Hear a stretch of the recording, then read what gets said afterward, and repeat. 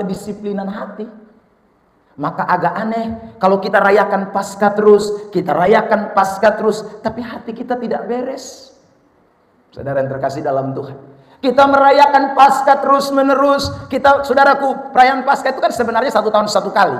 Tetapi orang Kristen sebenarnya merayakan Paskah terus menerus. Kenapa? Karena hari Minggu, saudara dengar baik-baik ini, hari Minggu itu sebenarnya hari perayaan Paskah. Kenapa? Yesus bangkit pada hari Minggu.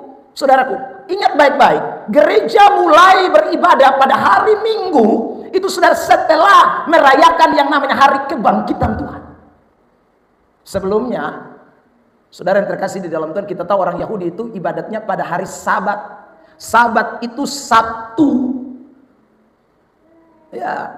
Tetapi setelah Sabtu, ibadat Yahudi itu, saudaraku, berhenti, stop setelah Yesus terangkat ke sorga. Hanya orang Yahudi yang masih ibadah Sabtu terus sampai sekarang. Kita Kristen tidak lagi. Kenapa? Karena Kristen menjurus kepada Kristus, anak domba Paskah itu. Kristen menjurus kepada Yesus, saudara yang terkasih dalam Tuhan. Maka setiap hari Minggu ini sebenarnya kita rayakan Paskah. Apalagi kalau saudara ada di dalam perjamuan kudus, itu lebih Paskah banget, saudara yang terkasih. Tetapi saya ulang lagi pernyataan saya, hati kita itu kadang-kadang tidak didisiplinkan, saudara. Sehingga masih banyak orang Kristen yang keluar outputnya masih jelek-jelek terus. Kenapa? Karena hatinya tidak didisiplin. Tetapi saudara yang terkasih dalam Tuhan, lewat kesempatan pagi hari ini, ketika kita dengar firman Allah, saya ulangi saudara, bahwa Tuhan punya kerinduan untuk terus mendisiplinkan kita dari hari ke hari, supaya hati kita yang licik itu diubahkan dari hari ke hari, hati kita yang licik itu dibaharui dari hari ke hari, hati kita yang membatu itu, saudaraku, dibereskan oleh Tuhan dari hari ke hari, sehingga hati kita boleh menjadi hati yang baru, yang kita dapat persembahkan yang terbaik bagi Tuhan dalam seluruh kehidupan kita. Beri tepuk tangan yang terbaik buat Tuhan Yesus Kristus. Nah, itu penting. Selamat datang di channel YouTube Pendeta Ebenezer Playmo. Jangan lupa subscribe. Tuhan izinkan kami semua boleh berdiri di hadirat Tuhan. Satu kata yang kami mau sampaikan kepada Tuhan, bahwa semua yang kami alami bukan karena kekuatan kami, tetapi semua hanya karena kemurahan Tuhan. Terima kasih Tuhan. Thank you Lord. Terima kasih Yesus. Terima kasih Roh Kudus. Dapati setiap kami semua yang hadir pada pagi hari ini di dalam hadirat-Mu Tuhan. Dapati kami dan sentuh kami dengan kekuatan kuasa-Mu, jamahan tangan-Mu yang penuh dengan belas kasihan. Jangan biarkan kami berjalan sendiri di tengah dunia ini, sebab kami tidak mampu. Kami jatuh tersandung tanpa Engkau Tuhan. Kami kosong dan hampa di luar Engkau ya Bapa. Karena itu Bapa, kami butuh Engkau Yesus. Kami butuh Engkau Tuhan. Pagi ini Tuhan, beracaralah di tempat ini. Berfirmanlah bagi setiap kami Tuhan. Lawat kami, berkati kami dengan kebenaran-kebenaran, sebagai terang yang menuntun jalan hidup kami. Terima kasih Bapa di sorga. Hati kami telah siap seperti tanah yang terbaik. Curahkan hikmat, jauhkan dari roh ketidakpengertian, roh kebodohan, supaya kami jangan kehilangan berkat Tuhan pagi hari ini. Pakailah hamba-Mu yang terbatas ini Tuhan, dalam kuasa dan pengurapan Allah. Hamba boleh berbicara atas nama-Mu Tuhan, dan setiap pesan-pesan ilahi, pesan-pesan sorgawi dapat ditangkap oleh setiap kami yang mendengar. Terima kasih Tuhan. Jam pemberitaan dari awal, pertengahan sampai pada akhir kami taruh jadi hanya di dalam nama Tuhan Yesus Kristus. Semua kita yang siap dan rindu firman Bersama-sama kita katakan amin. Mari kita beri tepuk tangan yang terbaik buat Tuhan Yesus. Silakan duduk. Tuhan berkati kita. Baik, shalom. Puji Tuhan, Bapak Ibu, Saudara yang terkasih di dalam Tuhan Yesus Kristus. Kita bersyukur kembali pagi hari ini Tuhan izinkan kita boleh kembali ada di dalam hadirat Tuhan untuk kita boleh belajar firman Allah. Tema yang sedang kita soroti hari-hari ini adalah tentang persiapan hati untuk ada di dalam perayaan Paskah atau preparing or heart for Easter. Ya, saudara yang terkasih, kita sedang mempersiapkan hati kita untuk Paskah. Baik, Bapak Ibu Saudara yang terkasih di dalam Tuhan, saya sedikit mengulangi apa yang sudah saya sampaikan di awal daripada khotbah ini dan beberapa pertemuan kita yang lalu, bahwa bicara tentang persiapan Paskah, maka ada dua bagian besar yang kita dapat perhatikan. Bagian besar yang pertama itu adalah persiapan secara lahiriah. Lalu yang kedua adalah persiapan batinia. Kalau dua-dua ini diberikan kepada saudara dan saya, maka dua hal ini juga adalah dua hal yang penting buat kita sekalian di dalam merayakan Paskah. Persiapan lahiriah itu bukan sesuatu yang salah jikalau tidak hanya lahiriahnya saja yang dipersiapkan, tetapi batinianya juga dipersiapkan. Tetapi kalau batinianya tidak dipersiapkan, lahiriahnya yang dipersiapkan, maka itu akan menjadi salah. Dan itulah yang seringkali kita lihat di dalam perayaan-perayaan Paskah hari-hari ini. Orang sibuk dengan persiapan-persiapan lahiriah, lalu melupakan persiapan secara batinia. Padahal kalau dua ini diberikan pilihan, kita harus pilih salah satu, maka yang paling prioritas, yang paling utama, yang paling saudaraku memiliki nilai lebih tinggi, itu adalah persiapan batinia, bukan persiapan lahiriah. Boleh saya katakan bahwa persiapan lahiriah itu cumanlah suatu aksesoris tambahan, sesuatu yang ditambahkan untuk saudaraku memeriahkan acara Paskah atau perayaan tersebut.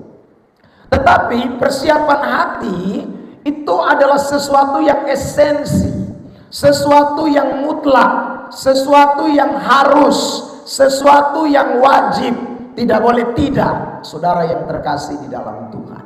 Makanya persiapan batinia atau persiapan hati itu menjadi sesuatu yang harus ditekankan sebelum kita ada merayakan Paskah. Dengan maksud apa? Supaya waktu kita merayakan Paskah tidak hanya sekali lagi persiapan lahiriah seremonial, tetapi kita juga memberikan hati kita kepada Tuhan dengan sungguh-sungguh di dalam perayaan tersebut. Nah, saya tunjukkan dua ayat yang berbicara tentang persiapan batinia dan persiapan lahiriah. Ini persiapan lahiriah di dalam Paskah. Keluaran 12 ayat yang ke-15 berkata begini, 7 hari lamanya kamu harus makan roti yang tidak beragi. Pada hari pertama kamu harus membuang semua ragi dari rumahmu. Saya kasih warna kuning, itu berarti penekanan. Ya, saudara yang terkasih di dalam Tuhan.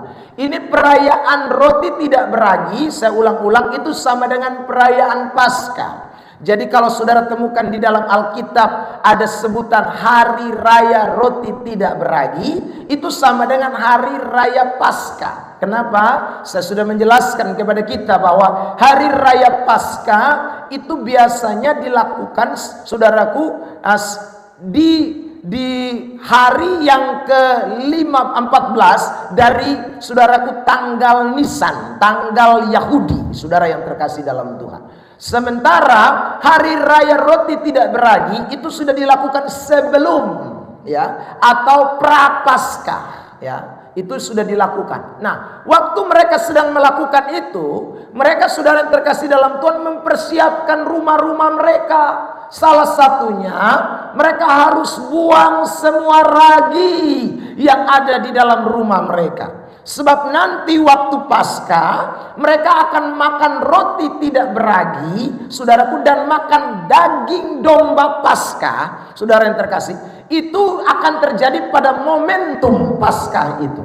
Karena itu, saudaraku, persiapan mereka sudah lakukan jauh-jauh hari sebelum perayaan Paskah dengan bersihkan rumah mereka dari ragi-ragi. Ini persiapan lahiriah.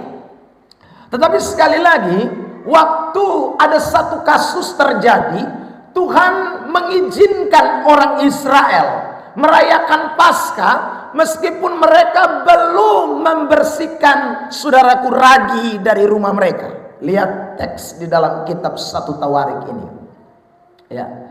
Perhatikan ayat yang 2 Tawarik pasal yang ke-30 ayat yang ke-18 ini, saudara yang terkasih di dalam Tuhan. Ini bicara tentang persiapan batinia itu lebih penting daripada sekedar persiapan lahiriah.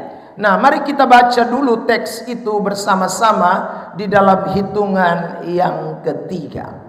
1, 2, 3. Sebab sebagian besar dari bangsa itu, terutama dari Efraim, Manase, Isakar, dan Zebulon, tidak mentahirkan diri. Dengan cara apa? Buang ragi itu adalah tanda pentahiran diri. Tapi mereka tidak lakukan. Tetapi mereka dikatakan mereka makan korban Paskah. Padahal kalau ikut aturan persiapan itu, kalau tidak dilakukan, seharusnya tidak boleh. Tetapi Tuhan mengizinkan untuk Bani Israel, secara khusus Efraim, Manase, Zebulon, saudaraku, untuk ikut makan Paskah sekalipun mereka tidak mentahirkan diri mereka. Lalu next time, ya, kita baca lanjut ayat itu, saudaraku. Ya, dikatakan di sana, bertentangan dengan apa yang tertulis, tetapi Hizkia telah berdoa untuk mereka. Katanya, ini kalimat tentang, saudara, persiapan batinia atau persiapan hati oleh orang-orang Israel, Bani Efraim, Bani Manasye, dan Zebulon. Apa yang dikatakan? Tuhanlah yang baik, telah mengadakan perdamaian bagi semua orang yang telah berniat mencari Tuhan, ya, mencari Allah. Jadi kata berniat di sana itu mengandung unsur kesiapan hati. Jadi mereka cari Tuhan dengan sungguh-sungguh meskipun mereka tidak punya persiapan secara batin, secara lahiriah. Lalu dikatakan di dalam teks itu, yakni Tuhan Allah nenek moyang mereka, sekalipun mereka tidak disucikan menurut aturan pentahiran tempat kudus. Jadi saudara, saya ulangi lagi, makanya sekarang kita di sini, ya itu terserahlah mereka di gereja lain, tapi kita di sini, saudara yang terkasih di dalam Tuhan, kalau kita mau makan perjamuan kudus, kita tidak perlu lagi gereja sedia, ya. Kenapa tidak perlu gereja sedia? Karena sekali lagi orang Kristen yang kalau hatinya sungguh-sungguh mencari Tuhan, Tuhan kan lebih mau melihat hati kita, bukan melihat persiapan-persiapan lahiriah kita. Makanya saudara yang terkasih di dalam Tuhan, datang, saya selalu berkata sebelum perjamuan, setelah menguji hati dan diri saudara masing-masing, saudara layak untuk menerima perjamuan kudus ini, saudara dapat mengambilnya. Ya saudaraku, kenapa? Karena lebih fokus kepada persiapan hati, bukan persiapan secara lahiriah, bukan persiapan secara saudaraku, jasmani. Nah, itu juga yang Tuhan inginkan kita terus lakukan. Ya, bahkan nanti puncaknya kita ada di dalam perayaan-perayaan seperti perayaan Paskah. Nah, karena itu di dalam khotbah-khotbah yang saya dan saudara sudah dengarkan beberapa minggu ini, kita bicara fokus kepada persiapan hati atau persiapan batinia kita. Ini adalah beberapa tema khotbah yang saudara dan saya sudah perhatikan dalam beberapa minggu ini, saudaraku. Yang pertama, kita sudah melihat tentang hati yang bertobat. Ya, saudara, kita sudah melihat bahwa orang-orang yang mau ada di dalam perayaan Paskah, yang mau memberikan yang terbaik bagi Tuhan, dia harus punya hati yang dipersiapkan. Nah, hati yang apa? Hati yang bertobat sungguh-sungguh. Dan kita sudah bahas panjang lebar, saya tidak usah ulangi lagi. Yang kedua, kita juga sudah bicara tentang hati yang berkorban, saudara yang terkasih. Jadi orang yang mau merayakan Paskah mesti punya hati yang berkorban. Karena Paskah itu bicara soal berkorban, saudara yang terkasih di dalam Tuhan. Lalu kemudian yang ketiga, kita sudah belajar pada minggu yang lalu, bukan saya yang menyampaikan, tetapi saudara sudah mendengarkan khotbah juga tentang hati yang melayani, saudara. Dan hari ini kita ada pada sesi atau part bagian yang terakhir, yaitu kita akan memperhatikan tentang hati yang didisiplin. Ini adalah tema atau subtema yang akan kita perhatikan pada kesempatan ini. Jadi saudara, preparing our heart for Easter, bagian keempat kita akan membahas khusus tentang hati yang didisiplin. Nah, saudara, kita lihat dulu ayat yang berbicara tentang hati itu harus didisiplinkan. Ya, Amsal 4 ayat 23. Ini ayat yang sangat terkenal buat kita sekalian. Oke, bersama-sama dalam hitungan yang ketiga, mari kita membaca teks ini, saudara yang terkasih. 1, 2, 3. Jagalah hatimu dengan segala apa? Kewaspadaan. Jagalah hatimu. Kewaspadaan itu mengandung unsur kedisiplinan, saudara yang terkasih di dalam Tuhan. Orang kalau menjaga itu membutuhkan kedisiplinan. Kalau orang mau mewaspadai sesuatu, dia butuh yang namanya kedisiplinan. Nah, ayat ini bicara secara khusus tentang hati kita. Itu berarti, saudara, kalau Alkitab bicara tentang jagalah hatimu dengan segala kewaspadaan, itu artinya Tuhan mau supaya hati kita didisiplinkan senantiasa. Ada amin? Loh, kenapa hati kita mesti didisiplinkan? Saudara lihat satu ayat ini tampilkan di AC Worship, saudara yang terkasih di dalam Tuhan, Yeremia pasal 17 ayat yang ke-8. Mari kita lihat, saudara yang terkasih. Yeremia pasal 17 ayat yang ke-8 ditampilkan buat kita. Ayat itu berkata dengan jelas bahwa hati manusia itu licik, saudara yang terkasih. Hati manusia itu bahkan bisa membatu. Jadi kalau hati kita itu licik, hati kita itu bisa membatu, maka perlu yang namanya dijaga, perlu yang namanya kewaspadaan, perlu yang namanya kedisiplinan. Karena tanpa kedisiplinan menjaga hati, tanpa kewaspadaan di dalam menjaga hati, maka hati yang licik itu bisa membawa saudara melakukan hal-hal yang tidak menyenangkan Tuhan. Tampilkan Yeremia 17 ayat 8. Saudara yang terkasih di dalam Tuhan, terjadi erroring di sana. Kita lihat dulu, saya baca ayatnya ya saudara. Yeremia pasal yang ke-17. Ibu Gembala bisa bantu? Yeremia 17 ayat yang ke-8. Dia akan seperti pohon yang Bukan. Ayat 9. Sorry.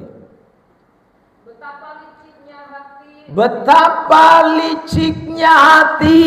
Itu Alkitab bilang, saudara yang terkasih di dalam Tuhan. Makanya Amsal 4 ayat 23 bilang, jaga hatimu dengan segala kewaspadaan.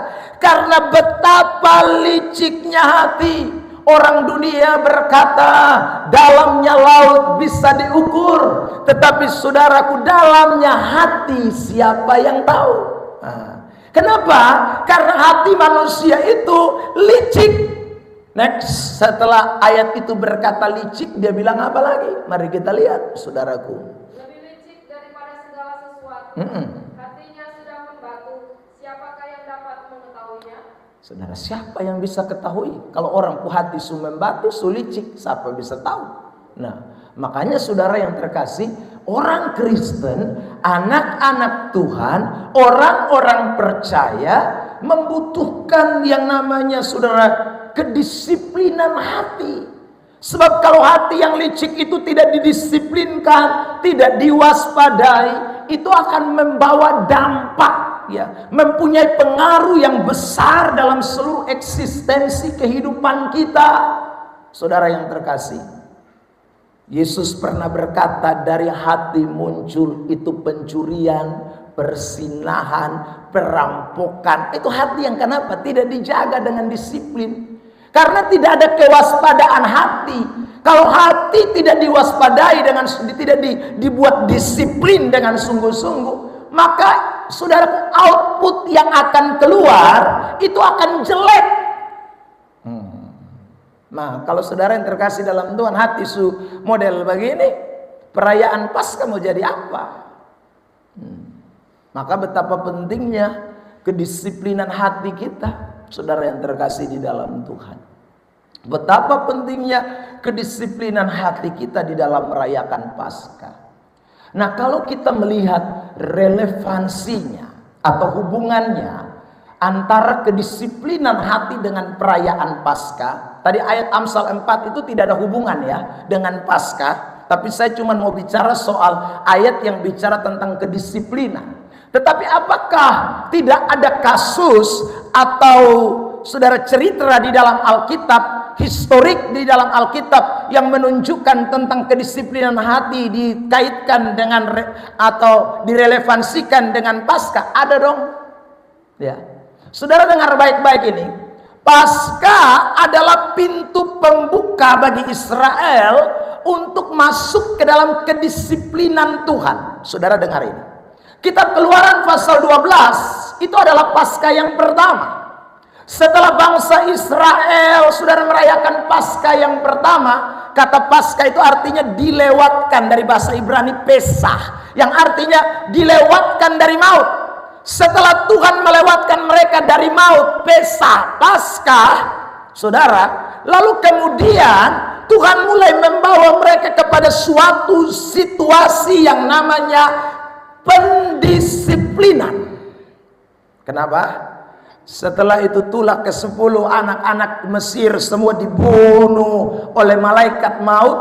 Lalu kemudian Tuhan bilang sama orang-orang Israel lewat hamba Tuhan yang bernama Musa, sekarang sudah tiba saatnya untuk kamu keluar dari Mesir. Saudara, dan hari itu mereka angkat kaki dari Mesir setelah 430 tahun. Mereka dijajah di Mesir, dan hari itu setelah mereka makan Paskah dan malaikat maut membunuh anak laki-laki orang Mesir, sehingga orang Mesir lagi sibuk kubur orang mati. Orang Israel kemudian bersiap-siap dan membawa semua milik kepunyaan mereka, harta benda mereka, dan mereka berangkat menuju ke tanah perjanjian, tanah Kanaan yang dijanjikan oleh Tuhan. Tetapi saudara yang terkasih dalam Tuhan, kita tahu bersama cerita tentang perjalanan orang Israel, bukan? Bahwa orang Israel bukan langsung hari ini berangkat lalu besok tiba di tanah perjanjian. Tetapi saudara, waktu mereka keluar dari tanah Mesir, Tuhan mulai mendisiplinkan mereka di padang gurun. Tuhan mulai memproses hidup mereka di padang gurun. Tuhan mau melihat hati orang Israel semakin ditundukkan kepada Tuhan, semakin didisiplin oleh Dan itu terjadi dalam kurun waktu 40 tahun lamanya. Maka saya ulang, Paskah itu adalah pintu pembuka Israel mulai didisiplin oleh Tuhan. Saya kutip satu ayat dalam kitab Ulangan. Mari tampilkan saudaraku, pasal 8 ayat yang kedua dan ayat yang ketiga. Saudara yang terkasih di dalam Tuhan, saya bacakan buat kita semua. Ingatlah kepada seluruh perjalanan yang kau lakukan atas kehendak Tuhan Allahmu di padang gurun selama 40 tahun ini dengan maksud. Garis bawah itu kalimat, saudara, saya kasih tanda merah di sana. Jadi untuk apa Tuhan kasih putar 40 tahun? Ini masalah hati. Ini persoalan hati, saudaraku. Itu ayat berkata dengan maksud merendahkan hatimu. Berarti ada something, ada sesuatu yang tidak beres dengan hati orang Israel. Dan itu fakta membuktikan bahwa Israel punya hati memang son beres dengan Tuhan Allah. Hati licik, hati membatu. Saudara, maka Tuhan kasih kedisiplinan setelah Paskah, setelah makan, saudaraku, roti tidak beragi, setelah makan anak domba Paskah, mereka kemudian, saudara yang terkasih dalam Tuhan, disuruh berputar 40 tahun di padang gurun. Supaya apa? Tuhan mau merendahkan hati mereka, Tuhan mau mendisiplinkan mereka. Saya baca lanjut ayat itu. Dan mencobai engkau untuk mengetahui apa yang ada dalam hatimu. Saya lupa tandai itu kalimat juga, saudara yang terkasih di dalam Tuhan. Yakni, apakah engkau berpegang pada perintahnya atau tidak? Jadi ia merendahkan hatimu, membiarkan engkau lapar, dan memberi engkau makan mana yang tidak kau kenal, dan yang juga tidak dikenal oleh nenek moyangmu, untuk membuat engkau mengerti bahwa manusia hidup bukan dari roti saja, tetapi manusia hidup dari segala yang diucapkan Tuhan. Amin. Jadi saya ulang, Paskah itu punya relevansi dengan soal kedisiplinan hati. Maka agak aneh kalau kita rayakan Paskah terus, kita rayakan Paskah terus, tapi hati kita tidak beres. Saudara yang terkasih dalam Tuhan, kita merayakan Paskah terus menerus. Kita, saudaraku, perayaan Paskah itu kan sebenarnya 1 tahun 1 kali. Tetapi orang Kristen sebenarnya merayakan Paskah terus menerus. Kenapa? Karena hari Minggu, saudara dengar baik-baik ini, hari Minggu itu sebenarnya hari perayaan Paskah. Kenapa? Yesus bangkit pada hari Minggu. Saudaraku, ingat baik-baik, gereja mulai beribadah pada hari Minggu itu, saudara, setelah merayakan yang namanya hari kebangkitan Tuhan. Sebelumnya, saudara yang terkasih di dalam Tuhan, kita tahu orang Yahudi itu ibadatnya pada hari Sabat. Sabat itu Sabtu. Ya. Tetapi setelah Sabtu, ibadat Yahudi itu, saudaraku, berhenti, stop setelah Yesus terangkat ke sorga. Hanya orang Yahudi yang masih ibadah Sabtu terus sampai sekarang. Kita Kristen tidak lagi. Kenapa? Karena Kristen menjurus kepada Kristus, anak domba Paskah itu. Kristen menjurus kepada Yesus, saudara yang terkasih dalam Tuhan. Maka setiap hari Minggu ini sebenarnya kita rayakan Paskah.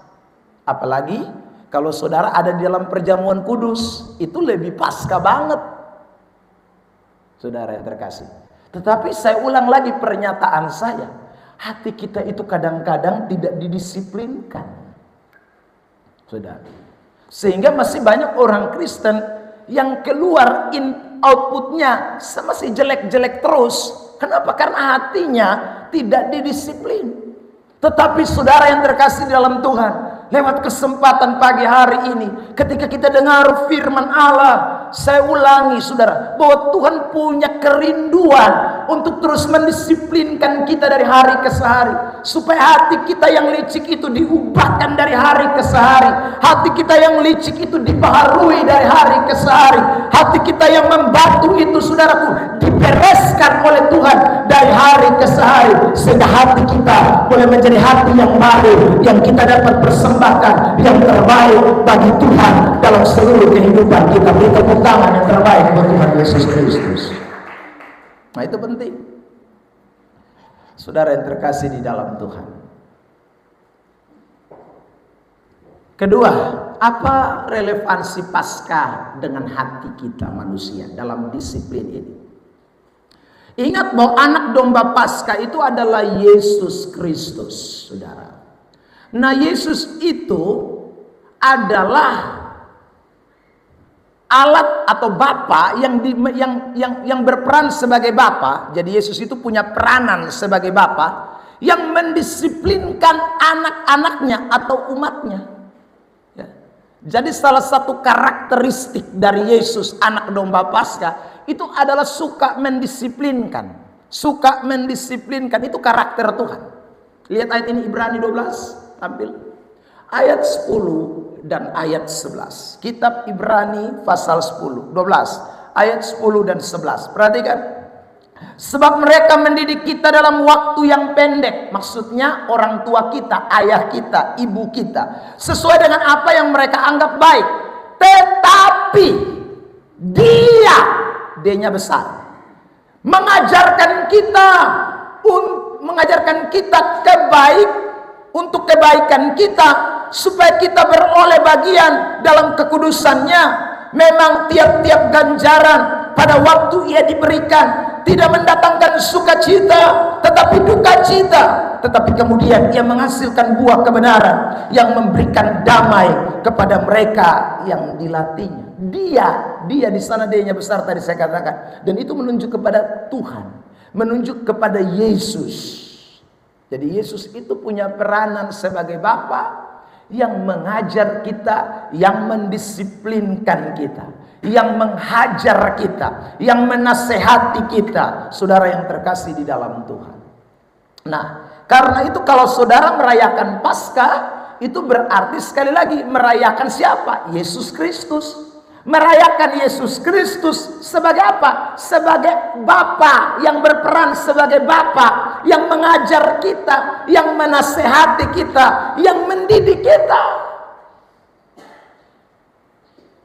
Maka anak-anak Tuhan, marilah kita semua yang hadir pada kesempatan ini melihat momentum ini sebagai bentuk waktu di mana Tuhan mau bentuk hati kita menjadi lebih baik, mendisiplinkan hati kita untuk menjadi lebih baik. Sebab saya ulang, kalau tidak perayaan-perayaan nanti kita lakukan, bahkan saya ulang ibadah-ibadah yang kita lakukan setiap minggu, setiap Paskah, ya semua akan menjadi hanya ibadah-ibadat seremonial. Semua kita persiapkan bagus luarnya, tetapi hati kita tidak siap. Hati kita ya tetap hati lama, hati kita tetap hati yang dulu, hati kita tetap hati yang penuh dengan kenajisan. Dan itu tentu sesuatu yang tidak menyenangkan hati Tuhan. Nah, pada kesempatan pagi hari ini, saudara, kita mau belajar dari kitab Ibrani pasal 12 ini. Ya, tadi kita baca ayat 10 sampai ayat 11, tapi saya mau membahas secara ekspositori tentang bagaimana Tuhan itu atau tujuan Tuhan itu di dalam mendisiplinkan kita umat-umatnya. Ya. Apa sebenarnya tujuan Tuhan di balik mendisiplinkan umat-umatnya? Yang pertama, saudara, Tuhan mendisiplinkan umatnya atau mendisiplinkan kita, hati kita itu didisiplinkan supaya kita ini menjadi anak-anaknya. Ya, saudara, kita ini bisa menjadi anak-anaknya. Untuk kesekian kalinya mungkin saya selalu bicara di tempat ini, hanya ada dua anak secara rohani. Anak rohani itu bisa, saudaraku, anak Tuhan secara rohani, saudara. Yang kedua, anak secara rohani itu bisa jadi itu anak setan. Tidak ada anak lain. Dalam kacamata rohani ya. Kalau kacamata jasmani kan masing-masing kita sesuai dengan kita bapak mama. Saya anak ini, saya anak itu, dan sebagainya. Tapi dari kacamata rohani, manusia itu hanya bisa tergolong menjadi dua bagian. anak Allah atau anak setan, saudara. Kalau tidak anak Allah berarti anak setan, itu pasti. Saudara yang terkasih dalam Tuhan, Anda mau bilang saya tidak kerasukan setan pun, tapi kalau kau tidak anak Allah, kau otomatis anak setan. Saudara yang terkasih dalam Tuhan, itu tidak bisa tidak, itu fakta. Kenapa saya bilang begitu? Karena nanti saudara yang terkasih dalam Tuhan, ending dari seluruh kehidupan kerohanian kita ini hanya ada dua tempat.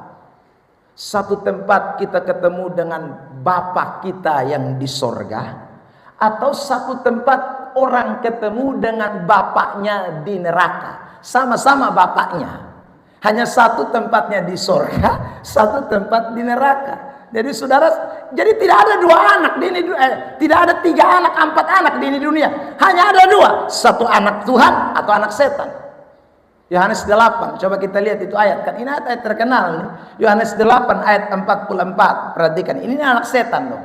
Ya, nanti juga saudara bisa lihat 1 Yohanes, tapi saya mau baca saja ini Yohanes pasal 8 ayat yang ke-44. Bisa ditampilkan isi worship? No. Oke, silakan dibaca. Yohanes 8 ayat 44. Iblislah yang menjadi bapamu, dan kamu ingin melakukan keinginan-keinginan bapamu. Sampai situ saja. Iblis menjadi bapakmu. Sekarang saya tanya, berarti setan itu punya anak atau tidak? Saya ulang, setan punya anak atau tidak? Punya. Makanya dibilang iblislah bapakmu. Jadi saudara hanya ada 2 anak. Anak Tuhan atau anak setan. Hati-hati loh. Jangan sampai kita rayakan Paskah ternyata kita anak setan. Jangan sampai kita gereja-gereja tetapi kita anak setan. Saudara terkasih. Nah, kita mesti tahu, saya ini anak setan atau anak Tuhan. Dari mana kita tahu bahwa kita anak Tuhan atau anak setan? Saudara lihat, Tuhan menunjukkan itu dengan cara Dia mendisiplinkan anak-anaknya. Jadi orang yang didisiplinkan Tuhan, orang yang hatinya terus didisiplinkan Tuhan, itu tanda dia anak Tuhan. Tapi kalau Tuhan susah kasih disiplin dia, itu tanda anak setan. Saudara yang terkasih dalam Tuhan, lihat ini teks Ibrani pasal 12 ayat 7. Jemaat, kita baca yuk ayat ini bersama-sama di dalam hitungan 3. 1, 2, 3. Jika kamu harus menanggung ganjaran, Allah memperlakukan kamu seperti, amin, amin. Enak ya, saudara yang terkasih dalam Tuhan. Jadi anak itu tidak hanya dibiarkan begitu. Jadi anak itu tidak hanya dikasih berkat, mujizat. Oh no, saudara. Jadi anaknya Tuhan itu, anak-anak itu pasti dia akan dihajar, diberikan ganjaran, diberikan kedisiplinan, diberikan didikan. Untuk apa?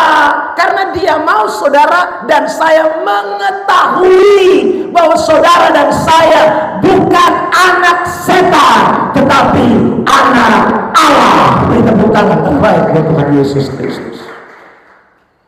Tadi malam saya diundang untuk khotbah, ya saudara, di satu keluarga yang diberkati Tuhan.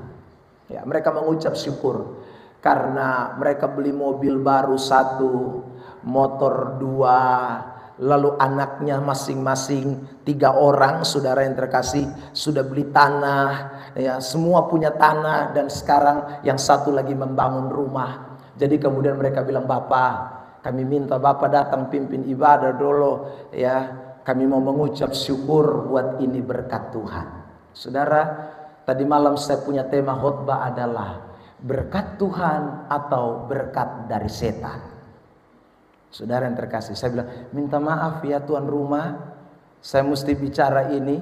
Itu tidak berarti saya tuduh mobil yang baru beli dari setan, ya saudara, ya tanah yang baru beli itu adalah dari setan, motor 2 yang baru itu dari setan. Saudara yang terkasih, tapi dengar baik-baik, harus uji. Apa betul berkat yang saya dapat ini benar dari Tuhan? Jangan sampai cuman berkat dari setan, saudara yang terkasih dalam Tuhan. Jangan sampai cuman berkat dari setan tapi kita merasa dari Tuhan.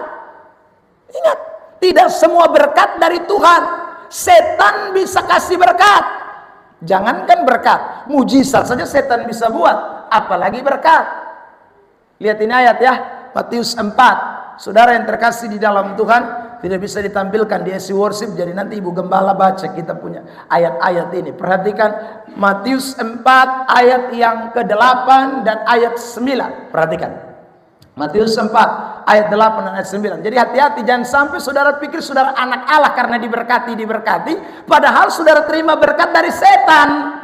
Lihat sempat. Dan iblis membawanya pulang ke atas gunung yang sangat tinggi. Yes. Memperlihatkan kepadanya semua kerajaan dunia. Memperlihatkan semua kerajaan dunia. Siapa itu yang memperlihatkan? Setan yang memperlihatkan semua kerajaan dunia. Dan bukan hanya kerajaan dunia, kemegahannya, kekayaannya. Lalu apa yang setan bicarakan? Bacakan. Dan berkata kepadanya, semua itu akan diberikan kepadamu jika engkau sujud menyembah aku. semua itu akan kuberikan. Siapa yang kasih? Siapa yang kasih? Setan. Setan yang kasih loh.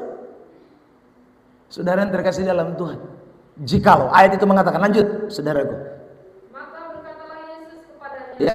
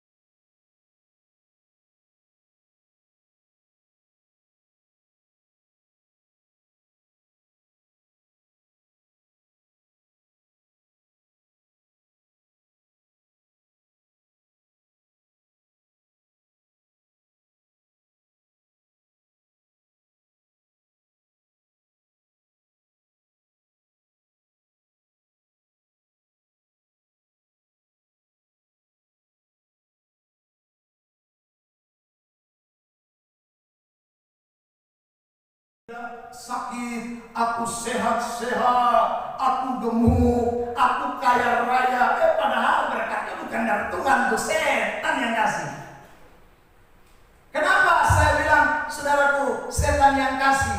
Nah, sekarang saudara lihat ya, Ulangan pasal 13, tampilkan Ulangan 13, baca saja Ulangan 13 ayat 1 hingga ayat yang ketiga. Perhatikan, saudara.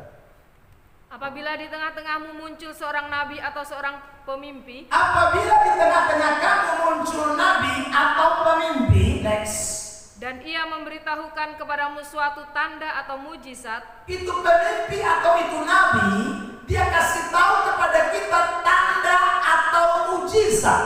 Lalu, dan apabila tanda atau mujizat yang dikatakannya kepadamu itu terjadi, dia kasih tahu itu tanda dan mujizat, dan itu mujizat terjadi.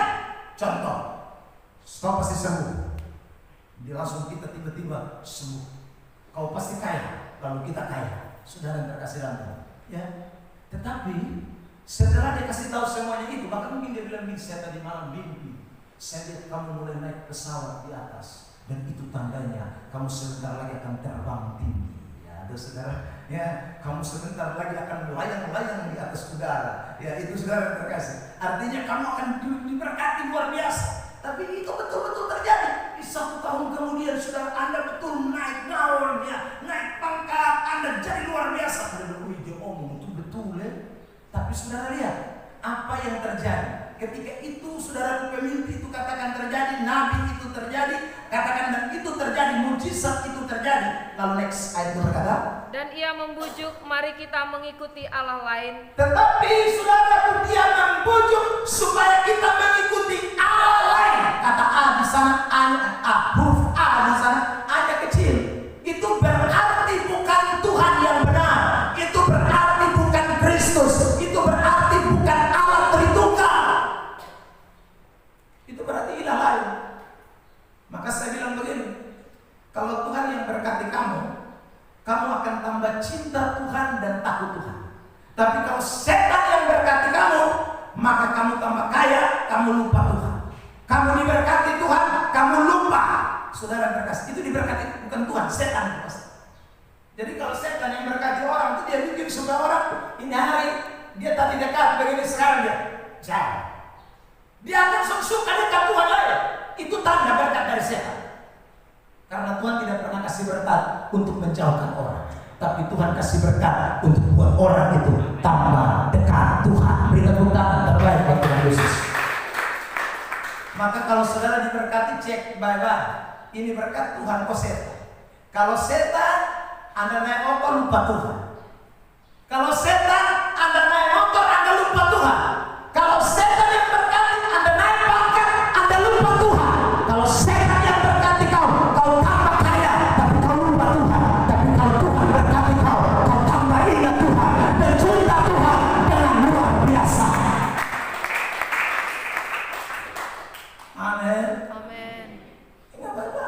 Tadi malam dia ngomong begitu di doa. Saudara terkasih dalam Tuhan. Ya karena itu fakta. Ada dulu orang miskin melarat, itu dia sudah dia hidup takut Tuhan mau mati. Tapi setelah Tuhan mulai angkat dia naik, istri di mana-mana, selingkuh di sana, selingkuh di sini. Aduh, padahal dulu miskin ini takut Tuhan. Begitu kaya hilang. Nah, ini setan yang berkati dia, bukan Tuhan Allah. Karena Tuhan sudah akan buat orang begitu. Orang semakin diberkati, semakin takut Tuhan. Ingat itu baik-baik Bapak saudara. Ya. Jadi beda antara Tuhan pemberkat dengan Tuhan setan pemberkat. Nah, Ibrani 17 sudah bilang begitu. Tadi ayat 7 kita sudah baca bahwa kalau kita ini anak Allah, Tuhan suka disiplinkan kita. Tuhan suka disiplinkan saudara dan saya. Tapi kalau setan, dia tidak disiplinkan, dia tambah bobokan kita. Dia tambah bikin kita nyaman, rasa diri enak, saudara terkasih dalam. Padahal potong ada digiring masuk neraka.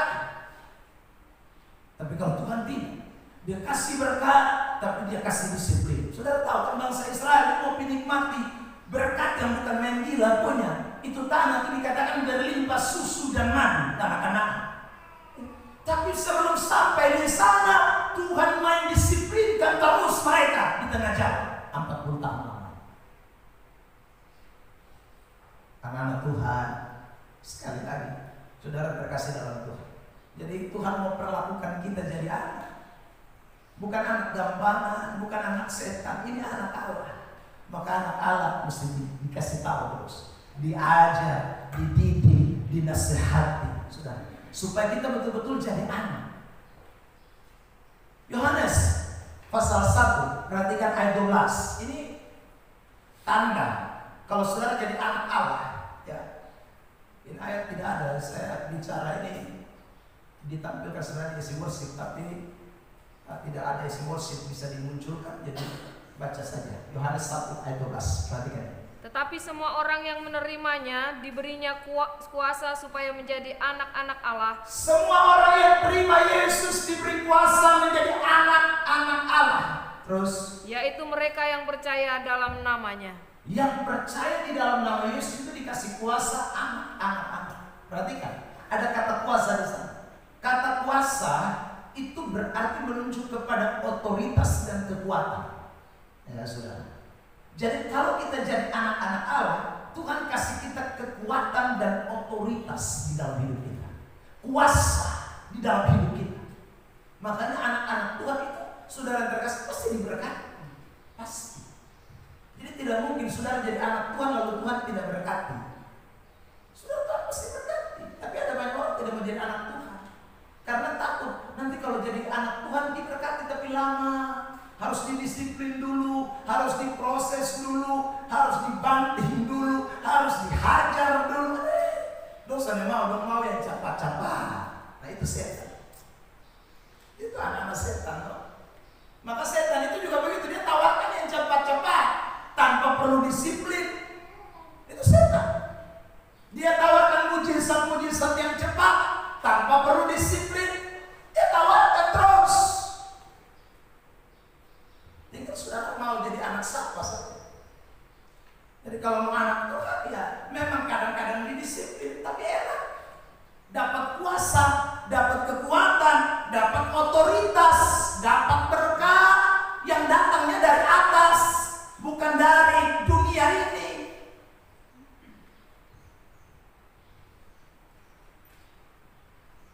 Sebab untuk dapat berkat dari atas itu butuh kuasa. Tidak bisa tanpa kuasa. Saudara, kalau tidak ada kuasa tidak bisa buka pintu berkat dari atas. Makanya Yesus katakan kepada Petrus, kepadamu aku berikan kunci kerajaan Allah. Apa yang kau buka di dunia akan terbuka di sorga. Apa yang kau tutup di dunia akan tertutup di sorga. Dikasih kunci. Kenapa? Yang dikasih kunci itu hanya anak-anaknya. Dia tidak kasih kunci sembarangan. Jadi kalau mau dapat berkat dari atas, mesti pegang kunci dong. Kalau pegang kunci mesti anak. Berkat dari atas, bukan dari dunia. Maka Tuhan mau sebelum kamu dapat kunci, pendisiplinan mesti terjadi. Zamannya Prabowo sekarang kita lihat kan, saudara. Setelah pelantikan presiden, wakil presiden, menteri-menteri dipilih semua, lalu kemudian mereka semua menuju ke Magelang. Lalu mereka pakai pakaian tentara semua. Buat apa mereka di sana? Oh, mereka dilatih untuk disiplin. Sudah seperti seorang nabi. Padahal mereka kan notabene PNS. Ada yang saudaraku bukan tentara, ya, rakyat biasa. Saudara kekasih yang kemudian dipilih untuk jadi menteri, untuk jadi wakil menteri. Tapi mereka semua disuruh pakai pakaian tentara, pakai sepatu bonek. Ada di Magelang sekolah kemiliteran. Itu apa mereka di sana? Dididik untuk disiplin. Sebelum memegang jabatan, memegang otoritas sebagai menteri, wakil menteri dan staf-staf kenegaraan yang lain. Setelah itu kita lihat lagi baru-baru wali kota, bupati, gubernur, semua juga, saudara. Sebelum mereka bertugas, semua menuju ke Magelang. Di sana pakai pakaian tentara semua lagi. Saudara yang terkasih, memang waktu saya lihat itu agak lucu. Ya, kalau yang ramping bagus, ada yang perut buncit pendek lagi, pakai pakaian tentara. Itu kesan cocok pakai pakaian tentara. Tapi maksudnya adalah mereka mau didisiplin di sana. Untuk memegang kekuasaan, memegang otoritas itu perlu pendisiplinan. Nah, Tuhan juga pakai cara begitu.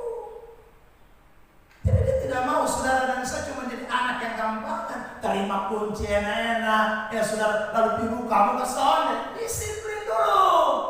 Hatimu harus jadi baik dulu. Sebab kalau kamu tidak disiplin, kamu salah pergunakan kunci. Maka setan tidak pakai, Tuhan tidak pakai cara setan. Kalau setan beda, dia kasih. Ya saudara terkasih. Sementara itu dia ajak kita untuk enak, untuk baik-baik, ya saudara. Tapi itu cara setan. Cara Tuhan tidak begitu. Cara Tuhan itu selalu melewati pendisiplin. Tapi saya ulang, dia tidak sedang memperbudak kita, tapi dia sedang menganggap saudara dan saya adalah anak-anaknya. Hanya kadang kita ini sudah nilai Tuhan salah. disiplin kita bilang, Tuhan Tuhan kisah sayang beta. Tidak, justru itu Tuhan sayang. Caranya Tuhan disiplin kita. Itu semakin membuktikan sayangnya Tuhan sama kita. Ganjaran Tuhan itu. Maka momentum Paskah, ingat baik-baik, saudara, kita sedang mau hidup di dalam kedisiplinan hati. Biarkan Tuhan, sama seperti Daud bilang, Tuhan selidiki hatiku dan ujilah hatiku. Selidiki aku, uji itu berarti disiplinkan saya. Lihat saya hati, kalau hati ini mulai licik, mulai membatu, mulai serong, mulai tidak benar, disiplinkan saya. Tuhan, saya anak-anakmu, saya siap untuk didisiplinkan. Jangan biarkan setan ambil kesempatan. Ya, saudara terkasih di dalam Tuhan. Next, kedua. Apa tujuan Tuhan? Tuhan mendisiplinkan kita yang kedua untuk mendatangkan kebaikan-kebaikan. Kalau kita bicara soal kebaikan, itu akan konteksnya luas. Tapi kita lihat ini ayat dan kita akan temukan dua hal penting yang sebenarnya dibicarakan di dalam hal kebaikan itu. Mari tampilkan. Ya, saudara lihat Ibrani 17 ayat 9 dan ayat yang ke-10. Sudah ada di layar slide kita. Mari kita baca bersama-sama teks ini. 1, 2, 3. Selanjutnya dari ayat kita yang sebenarnya, kita beroleh ganjaran dan mereka kita hormati. Kalau demikian, bukankah kita harus lebih taat kepada Bapa segala roh supaya kita boleh hidup, sebab mereka mendidik kita dalam waktu yang pendek sesuai dengan apa yang mereka anggap baik, tetapi Dia menghajar kita untuk kebaikan kita supaya kita beroleh bagian dalam kekudusannya. Jadi Tuhan punya maksud mendisiplinkan kita untuk kebaikan. Tapi saya garis bawahi kata dua kali, ada kata supaya. Ya, kata supaya yang pertama di situ dikatakan supaya kita boleh hidup. Lalu yang kedua, supaya kita beroleh bagian dalam kekudusannya. Jadi kebaikan yang Tuhan mau nyatakan di dalam kedisiplinan itu ada dua. Satu, Dia mau kita kudus. Yang kedua, Dia mau kita hidup. Saudara yang terkasih di dalam Tuhan, kata kudus di dalam teks itu dipakai kata hagios. Saudara, hagios itu berarti dipisahkan dari dunia. Dipisahkan dari dunia. Saudara, jadi untuk apa Tuhan disiplinkan saudara dan saya? Supaya kita ini tidak boleh menjadi serupa dengan dunia. Kita harus hagios, kudus, terpisah dari dunia. Saudara terkasih, dulu saya beli motor dari Pak Alex Tornado itu, saudara. Saya pakai ke kampus STII waktu itu, saudara.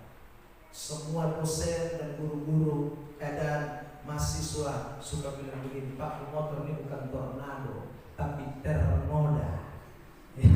Karena saudara terkasih, setiap kali saya datang orang sudah tanda itu bunyi motor, kan ribut mau mati, itu Tornado itu. Jadi saya kemudian pikir-pikir, setiap kali saya di kampus dulu bilang Termoda terus. Saudara, saya akhirnya waktu itu ya beli stiker, lalu kemudian saya gunting kata hagios, saya tempel di motor itu, saudara. Artinya apa? Ini motor adalah motor yang beda dengan dunia punya motor. Maksud saya dia dipisahkan, meskipun kelihatan dia termoda, tapi sesungguhnya dia tidak termoda. Ya, saudara, saya tulis hagios di motor itu, saudara. Saya pergi kampus lagi, lalu kemudian mereka bilang, wih, aku motor termoda sudah. Saya bilang, baca, itu bukan termoda, hagios, artinya dipisahkan dari dunia ini. Saudara yang terkasih, orang Kristen itu kita hidup di dalam yang namanya kekudusan. Siapa yang buat kita kudus? Saudara, kita dikuduskan oleh Kristus. Kita dikuduskan oleh Tuhan. Dalam teologi itu disebut dengan sanctification. Sanctification itu artinya Tuhan menguduskan umatnya. Jadi saudara, kita sudah dikuduskan Tuhan, maka Tuhan mau kita hidup di dalam kekudusan. Bangsa Israel Tuhan keluarkan dari Mesir, Tuhan pisahkan dari Mesir. Kenapa? Karena Tuhan mau mereka tidak boleh serupa dengan Mesir. Makanya Tuhan suruh mereka keluar. Itu maksud Tuhan.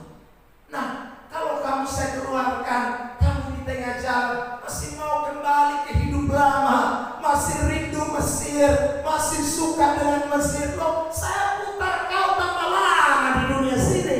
Saya bikin kau 40 tahun tak putar. Padahal perjalanan dari Mesir sampai Kanaan seharusnya cuma makan waktu 7 hari. Saya kadang-kadang pikir-pikir saudara, 7 hari jadi 40 tahun. Itu cara Tuhan putar karena naik 7 hari saudara terkasih dalam Tuhan. Sebenarnya jalan pergi ke Kanaan cuma 7 hari. Tapi waktu putar kiri, putar kanan, naik atas, turun bawah sampai 40 tahun. Hanya untuk apa? Supaya ini bangsa didisiplinkan, supaya mereka punya ciri hidup yang hakios, berbeda, kudus, tidak boleh sama seperti orang dunia. Amin. Amin. Maka kadang-kadang Tuhan juga begitu sama kita. Tuhan disiplinkan kita supaya kita hidup kudus, tidak boleh sama seperti orang dunia. Hidup berkenan sama seperti orang-orang yang berkenan kepada Tuhan.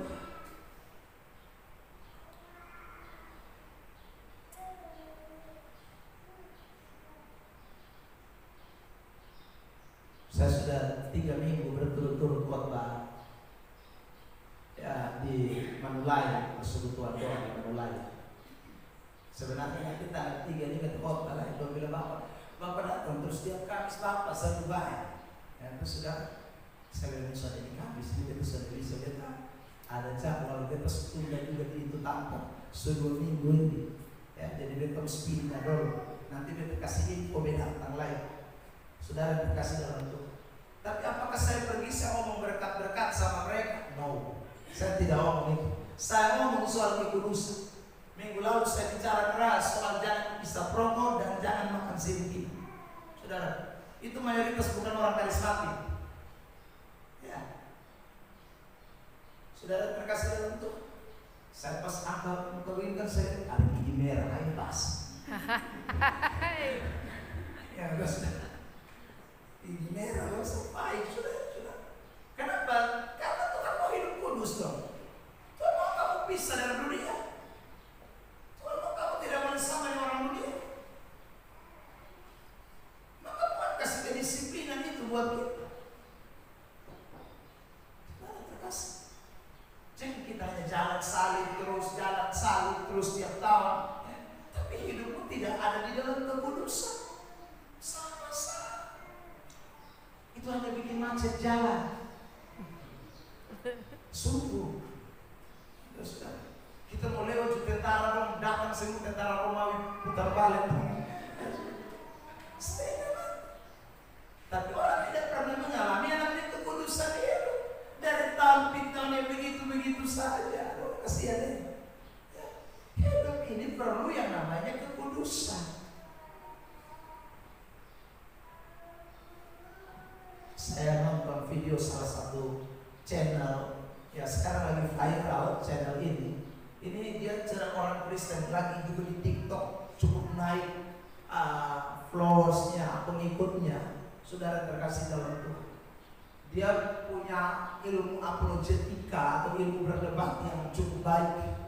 Ya, saudara, dia bilang begini. Pas waktu dia berdebat ada seorang Muslim masuk.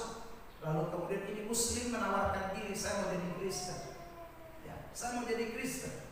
Saudara terkasih dalam Tuhan.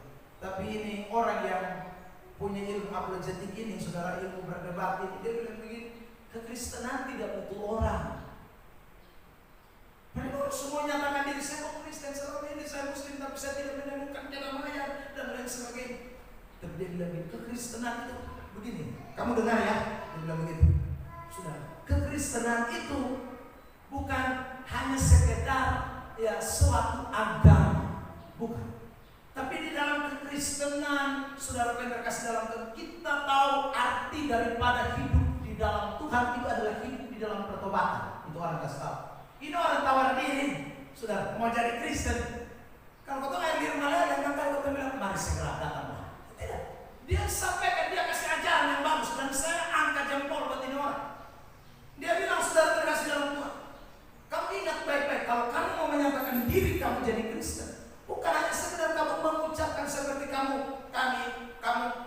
dapat orang-orang dari kami yang pengkhianat yang mengucapkan 5 kalimat syahadat lalu kamu jadi muslim. Kami tidak begitu. Kami punya satu sakramen yang namanya sakramen baptisan. Dia jelaskan, saudara. Dia bilang sakramen baptisan itu menandakan pertobatan. Karena waktu orang dibaptis, orang ditenggelamkan ke dalam air.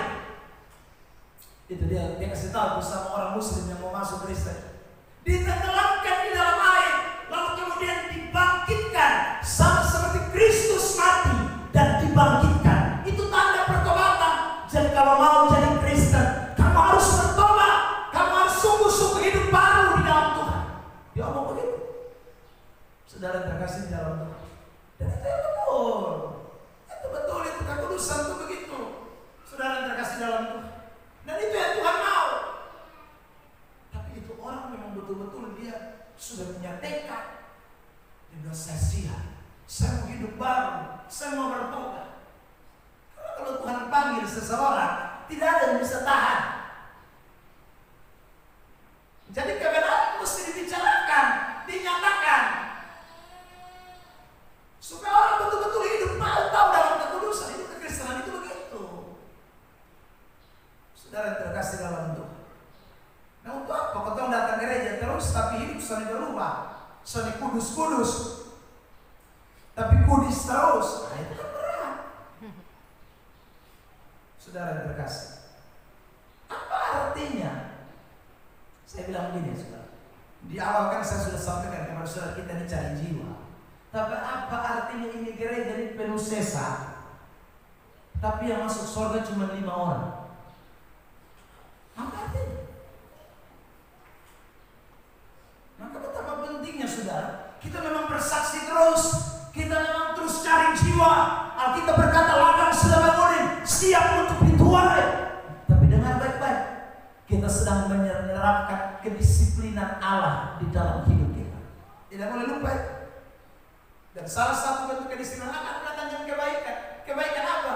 Bukan hanya sekedar saudara berkat-berkatnya sekali, tapi orang itu akan hidup dalam kekudusan. Satu orang yang bertobat, Alkitab berkata, malaikat di surga bersorak-sorai memuliakan Tuhan. Beri tepuk tangan terbaik buat Tuhan. Dibandingkan 1000 orang yang saudara anggap berdiri benar, tetapi tidak hidup dalam pertobatan. Tidak suka itu. Maka kekudusan itu menjadi penting. Anak-anak Tuhan. Ya. Jadi Tuhan, kalau kita mau kudus, maka Tuhan mesti bawa kita dalam proses yang namanya kedisiplinan. Itu pasti. Lalu yang kedua, kebaikan yang dikatakan dalam Alkitab tadi, ayat yang ke-9 dan ayat 10, itu adalah hidup. Nah, hidup di dalam teks ini, itu saudaraku berbicara tentang suatu hasil. Ya, suatu hasil, sesuatu yang saudaraku yang terkasih dalam Tuhan, merupakan bagian daripada kehidupan yang baru. Ya, bukan hidup yang lama, hidup yang sesungguhnya. Tentu orang kalau sudah kudus pasti hidupnya baru, hidupnya yang sesungguhnya. Dan itu bukan hanya bicara soal hidup sekarang, hidup yang akan datang. Saudara terkasih dalam Tuhan, hidup yang akan datang itu penting. Sebab apa artinya saudara hidup sekarang tapi nanti tidak hidup? Mati di neraka. Di neraka itu mati secara rohani. Maka anak-anak Tuhan, kita tidak boleh tidak disiplinkan Tuhan, harus didisiplinkan supaya kekudusan jadi bagian hidup kita. Dan juga hidup kita bukan hanya hari ini, hidup yang akan datang menjadi bagian atas hidup kita. Yang ketiga, mari kita. Saudara yang terkasih, apa yang Tuhan maksud atau tujuan Tuhan mendisiplinkan kita. Yang ketiga, Tuhan mendisiplinkan kita untuk menghasilkan buah kebenaran. Ya, ingat baik-baik, Tuhan mendisiplinkan saudara dan saya untuk menghasilkan buah kebenaran. Saudara, ibaratnya suatu pohon. Ya, kita ini pohon, maka pohon itu sedang ditanam, saudara. Tuhan atau pemilik pohon itu adalah Tuhan sendiri. Ya, jadi dia tanam kita, dia siram kita, dia pangkas daun-daun yang kering, saudara. Dia rawat kita, terus dia yang memperhatikan kita. Kalau ada hama dia semprot kita, saudara. Nah, itu adalah proses Tuhan atau kedisiplinan Tuhan dalam hidup saudara dan saya. Jadi saudara yang terkasih dalam Tuhan, hidup kita ini sepenuhnya ada di dalam kontrol Allah. Nah, untuk apa? Saudaraku, dia perhatikan kita, dia kontrol kita, dia bersihkan kita, dia rawat kita. Satu tujuan, supaya menghasilkan buah. Kenapa harus menghasilkan buah?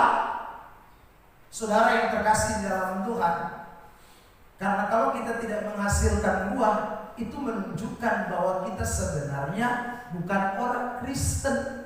Karena orang Kristen itu pasti menghasilkan buah.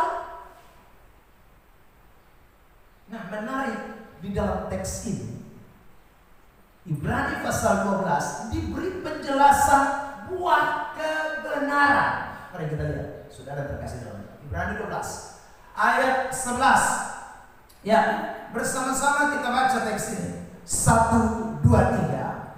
Memang tiap-tiap ganjaran pada waktu ia diberikan tidak mendatangkan sukacita, tetapi kemudian ia menghasilkan buah kebenaran yang memberikan damai kepada mereka yang dilatih atau didisiplinkan olehnya. Jadi kalau saudara yang terkasih dalam Tuhan, hidup di dalam Tuhan, Tuhan akan menghasilkan buah kebenaran. Nah, saudaraku yang terkasih, kalau dikatakan buah kebenaran, itu berarti buah itu, saudaraku, bukan hasil produk kita, tapi hasil kebenaran, produk kebenaran. Boleh saya katakan begini ya, saudara. Ibaratnya kita ini cuma dijadikan bagian untuk menunjukkan buah itu, tapi bukan kita yang menghasilkan buah kebenaran. Yang hasilkan kebenaran, ini produk kebenaran. Dan saudara, kalau kita belajar kitab suci, buah yang dihasilkan atau sesuatu yang keluar dari dampak dari dalam hidup kita itu selalu identik dengan kebenaran, selalu identik dengan Roh Kudus, selalu identik dengan firman Allah yang menghasilkan, bukan manusianya. Saya beri contoh. Sekarang lihat Yohanes 15 dulu. Ya, Yohanes pasal yang ke-15, bacakan ayat yang ke-5 dan ayat yang ke-6. Perhatikan, saudara terkasih dalam Tuhan. Akulah pokok anggur dan kamulah ranting-rantingnya. Ya. Barang siapa tinggal di dalam aku dan aku di dalam dia, ia berbuah banyak, sebab di luar aku kamu tidak dapat berbuat Jadi apa-apa. kenapa bisa berbuah banyak? Bukan hanya karena ranting itu saja, ya. Bukan karena ada ranting saja, tetapi karena ada ranting yang melekat pada pokok anggur. Artinya tanpa pokok anggur maka ranting tidak bisa berbuah. Siapa pokok anggur? Itu ayat bilang, akulah pokok anggur. Berarti buah yang dihasilkan banyak, buah yang dihasilkan keluar, buah yang saudara berdampak itu tidak dari diri kita, tetapi dari pokok anggur yang menghasilkannya. Anak-anak Tuhan, Yesus yang menghasilkannya. Nah, lihat ayat tadi ayat berapa? 6 sekarang. Perhatikan, saudara terkasih dalam Tuhan. Barang siapa tidak tinggal di dalam aku, ia dibuang keluar seperti ranting dan menjadi kering. Kemudian dikumpulkan orang dan dicampakkan ke dalam api lalu dibakar. 7. Jikalau kamu tinggal di dalam aku dan firmanku tinggal di dalam kamu, firmanku, kebenaranku. Ya saudara, itu kalau tinggal di dalam kita, baru kita bisa berbuah. Sebab kalau tidak ada itu, tidak ada orang bisa menghasilkan buah.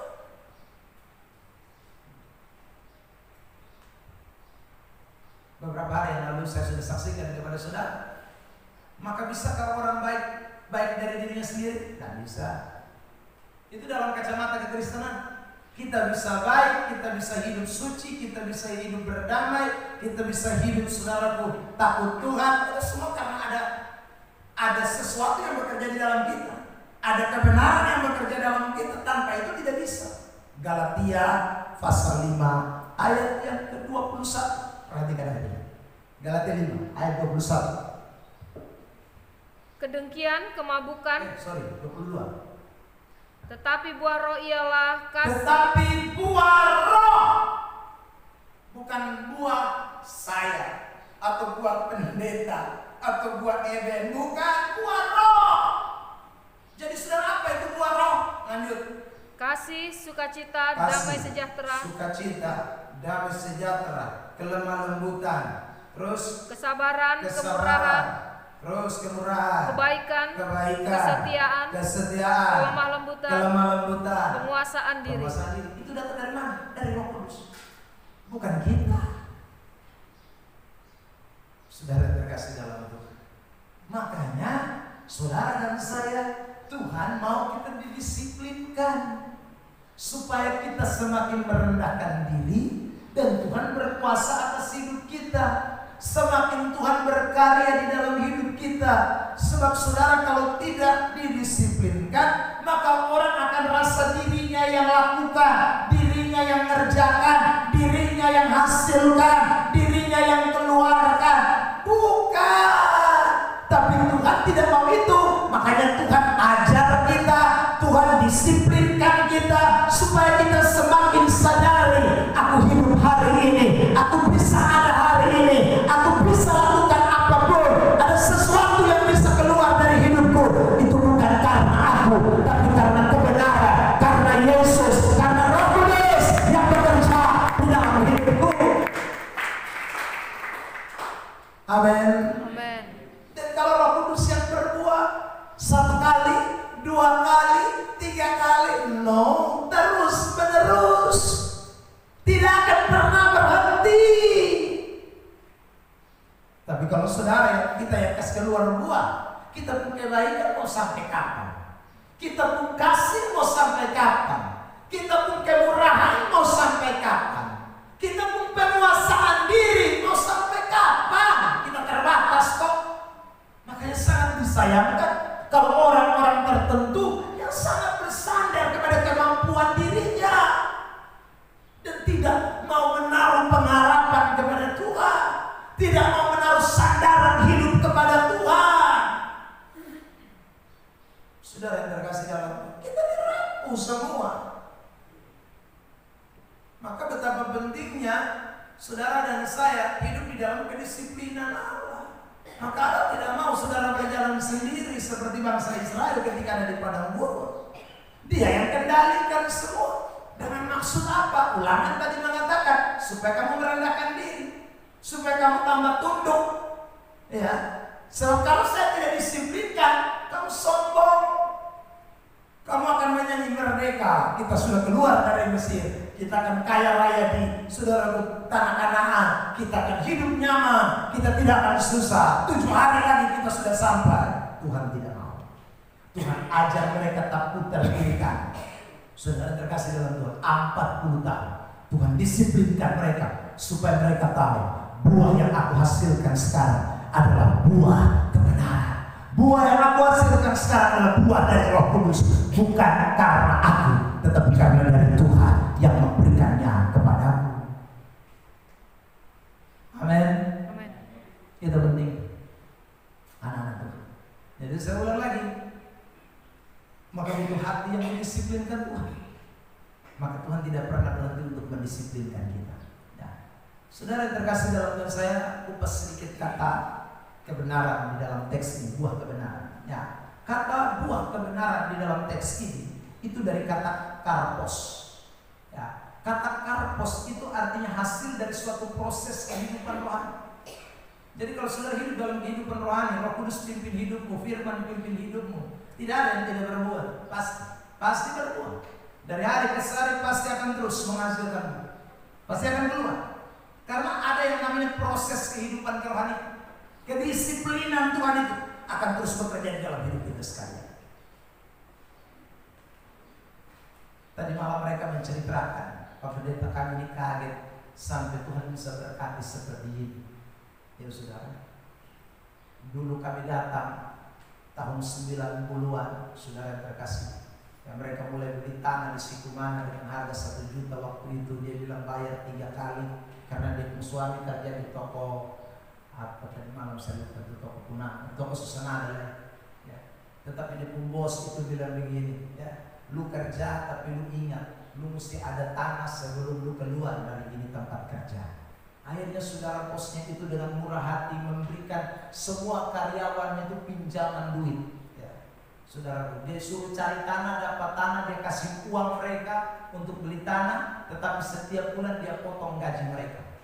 Dia potong, saudara. Ya. Dan saudara bapak tua juga akhirnya beli tanah dengan teman-temannya yang lain. Dia beli tanah lah di Sikumana, saudara. Dan mereka mulai bangun satu gubuk kecil di situ. Kadang makan, kadang tidak makan. Saudara, hidup susah karena dia hanya cuma menjaga toko.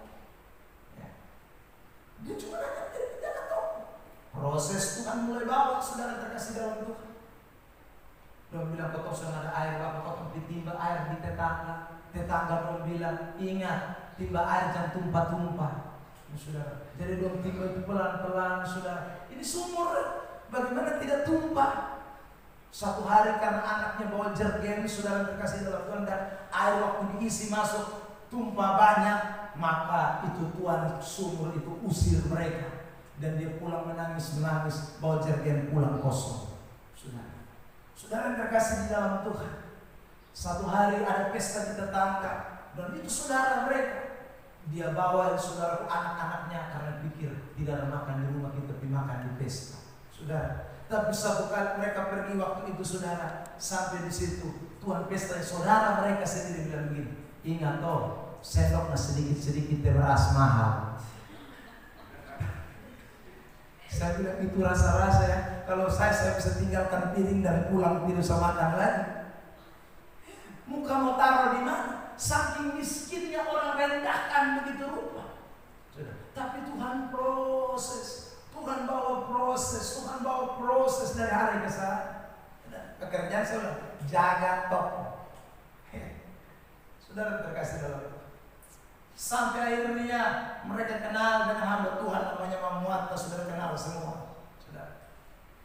Lalu kemudian mereka mulai setia ibadat, mereka mulai rajin ke persekutuan doa, mulai melayani Tuhan.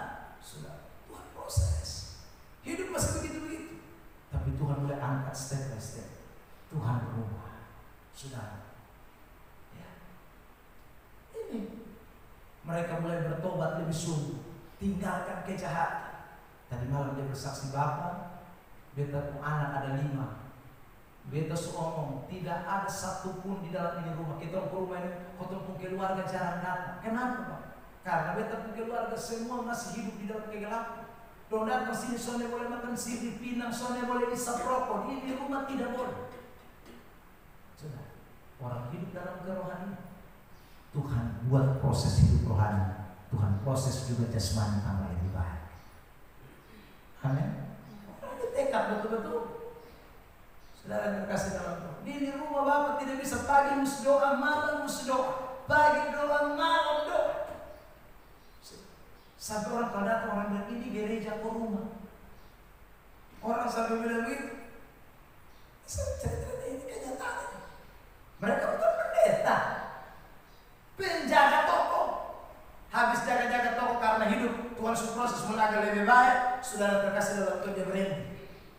Dia minta izin, dia pamit dari itu toko. Saudara terkasih dalam Tuhan, dia pikir-pikir kalau dia tergantung terus dijaga toko, dia senyap itu toko katanya potong-potong kaca. Saudara, dia berhenti dari situ lalu kemudian dia jual ikan keliling kota hukum. Beli ikan di Oeba, keliling, pikul keliling, ika. Ya, saudara.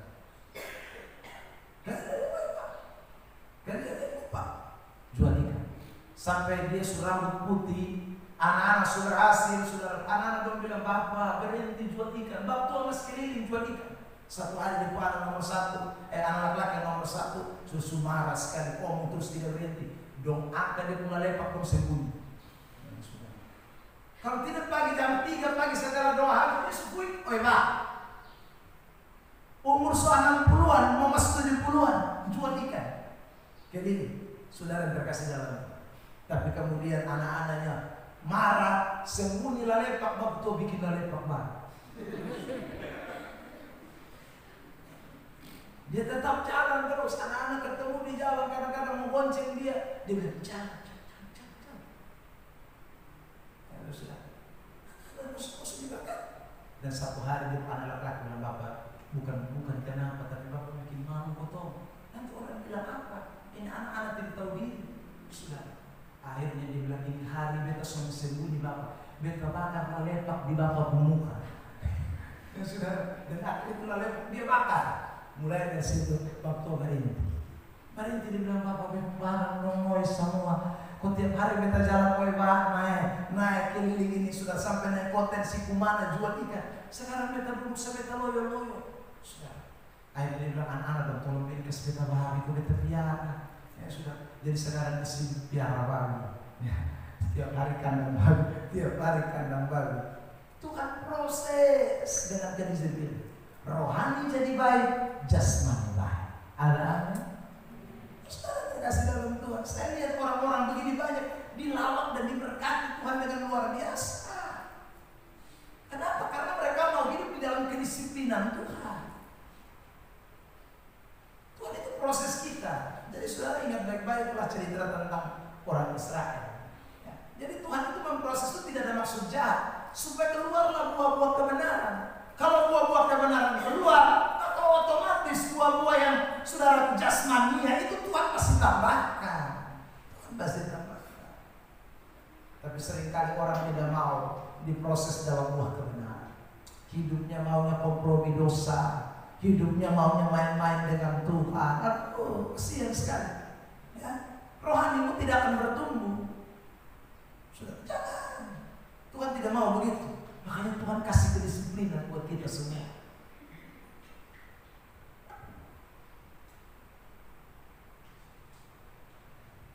Next. Bagian terakhir kita mau tutup. Ini semua hanya bisa terjadi kalau disiplin dimulai dari hati. Mengapa harus dimulai dari hati? Sudah. Ya, pertanyaan. Hati adalah tempat yang Tuhan pakai untuk memancarkan kehidupan. Kenapa Tuhan mau disiplinkan kita mulai dari hati kita, bukan dari luar, saudara? Hati kita yang harus didisiplinkan untuk menghasilkan buah kebenaran. Hati kita yang didisiplinkan supaya kita jadi anak-anaknya. Hati kita yang didisiplinkan oleh Tuhan untuk saudara menghasilkan kebaikan-kebaikan. Kenapa harus dimulai dari hati? Karena hati itu pusat tempat di mana Tuhan mau memancarkan kehidupan dari sana. Ayat yang tadi awal kita baca, perhatikan Amsal 4 ayat 23. 1, 2, 3. Jagalah hatimu dengan segala kewaspadaan, karena dari situlah terpancar kehidupan. Dari mana? Hati. Bukan dari tempat kerja, sorry dengar baik-baik ini. Bukan dari siapa-siapa. Anda kadang-kadang keliru. Kita pikir sumber hidup kita dari tempat kerja kita, sumber kehidupan kita, sumber berkat kita, sumber hasil hidup kita. Semua kita pikir dari luar. Tidak, itu dari hati kita. Kalau hatimu bersih, kalau hatimu didisiplinkan, kalau hatimu suci, kalau hatimu kudus, maka di sana akan mengalir aliran-aliran air kehidupan. Beri tepuk tangan terbaik buat Tuhan Yesus. Tapi kalau hatimu kotor, waduh, sayang sekali saudara terkasih dalam Tuhan. Ini sumber mata air. Ya, saya kutip ayat itu atau tidak ya? Coba ditampilkan. Yo, kutip Yohanes 7, 38, 39. Perhatikan itu, sama-sama kita baca. Oke, 1, 2, 3. Barang Barang siapa percaya kepadaku, seperti yang dikatakan oleh kitab suci, dari dalam hatinya akan mengalir aliran-aliran air hidup. Yang dimaksudkannya ialah roh yang akan diterima oleh mereka yang percaya kepadanya. Sebab roh itu belum, karena Yesus belum dimuliakan. Hatimu itu akan mengalir aliran air hidup. Jadi dari hati kita, makanya Tuhan mau disiplin hati kita. Makanya bangsa Israel Tuhan disiplinkan hatinya. Bukan Kanaan sebenarnya yang menjadi prioritas, hati yang menjadi prioritas.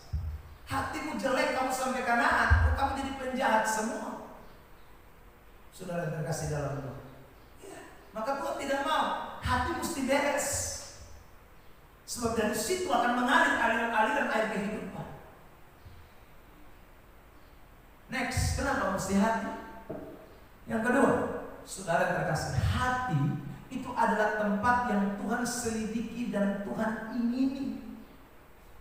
Tuhan itu lihat dari hati kita, yang Tuhan cek hati kita, yang Tuhan selidiki hati kita, bukan yang di luar, di hati kita.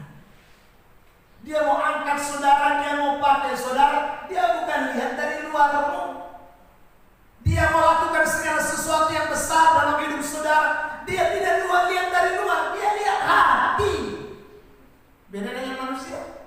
1 Samuel, tampilkan ayat ini, ayat terkenal 16 ayat 7. Ya, sama-sama 1, 2, 3. Tetapi berfirmanlah Tuhan kepada Samuel, janganlah pandang parasnya atau perawakannya yang tinggi, sebab aku telah menolaknya. Bukan yang dilihat manusia, yang dilihat Allah. Manusia melihat apa yang di depan mata, tetapi Tuhan melihat hati. Amin. Itu saudara. Maka kalau orang jadi disiplin hati, sayang, oh Tuhan lihat hati, lu poles luar, salah besar. Ya. Tuhan lihat hati, main potong perbaiki di luar terus. Potong pikir luar baik, lalu kemudian potong bisa jadi baik. Soalnya bisa hati yang Tuhan lihat. Kalau hati soalnya barisi memang semua akan jadi kotoran. Maka Tuhan tidak mau. Tuhan mesti disiplinkan lewat hati. Tuhan disiplinkan lewat hati. Karena hati akan menginput segala sesuatu, lalu kemudian dari hati juga akan mengeluarkan, output akan keluar dari hati. Kalau hati sudah beres, sudah bisa. Saudara yang terkasih dalam Tuhan, maka hati menjadi penting. Anak Tuhan,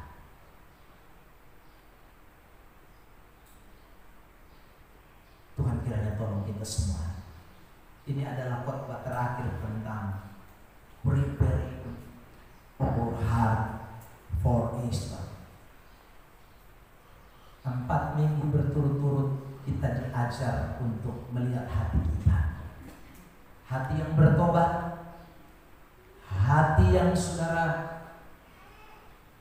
berkorban, hati yang melayani, dan hari ini hati yang didisiplinkan. Kiranya Tuhan tolong kita sehingga kita akan masuk di dalam momen Paskah yang tidak lama lagi. Minggu depan kita sudah ada di bulan April, dan itu berarti kita tidak lama lagi sudah ada di dalam perayaan Paskah. Biarlah perayaan itu bukan hanya perayaan seremonial, tetapi perayaan yang memberikan makna berarti buat saudara dan saya. Minggu depan kita sudah ada di tema baru.